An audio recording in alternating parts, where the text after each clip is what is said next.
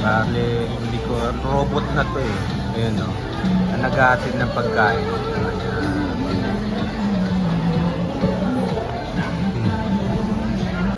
Diba, ang galing.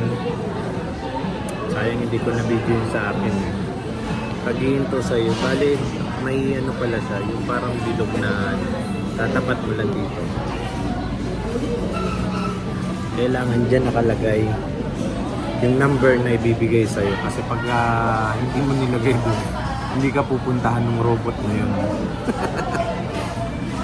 So, masyado nang high-tech ang ano ngayong panahon na to. Diba?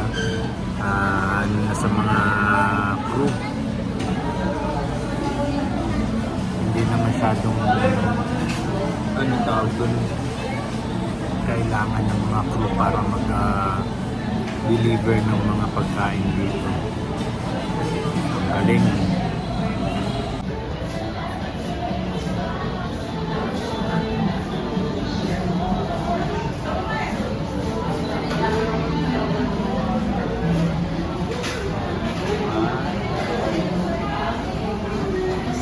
Tapos pag nag-ano, sasabihan ka, thank you, at dun pa yung isa. Masyado ng high-tech panahon yun, nakaka-amaze na talaga.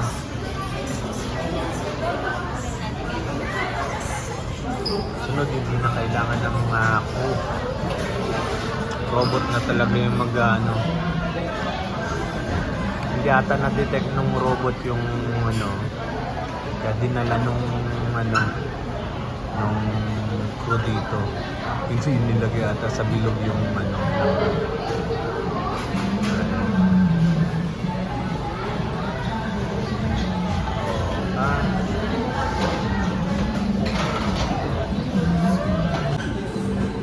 Ayan. Siyempre ako kinakain ko ano eh. Kumakain ako ng in-order ko ano, chicken, ice cream yan. Dami kong gutom eh. Ngayon pa lang nanananghalian. Anong oras na? Alas 3? 3 o'clock na. Magti 3 o'clock. So ayan, ilang tawag dito. Siguro mga alas 3 alis ako dito. Uwi na ng Manila. Dito ako ngayon sa Angeles Marquee Mall. So may inuna ako sa LTO dito.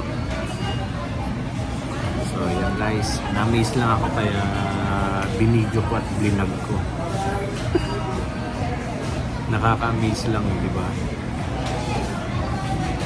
Meron silang dalawang ano, robot. Ayan, no?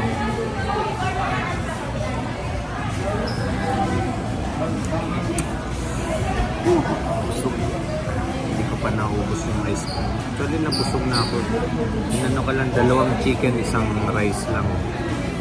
Dapat hindi ako magra-rice. Kaya lang, inabot ako ng daming gutom.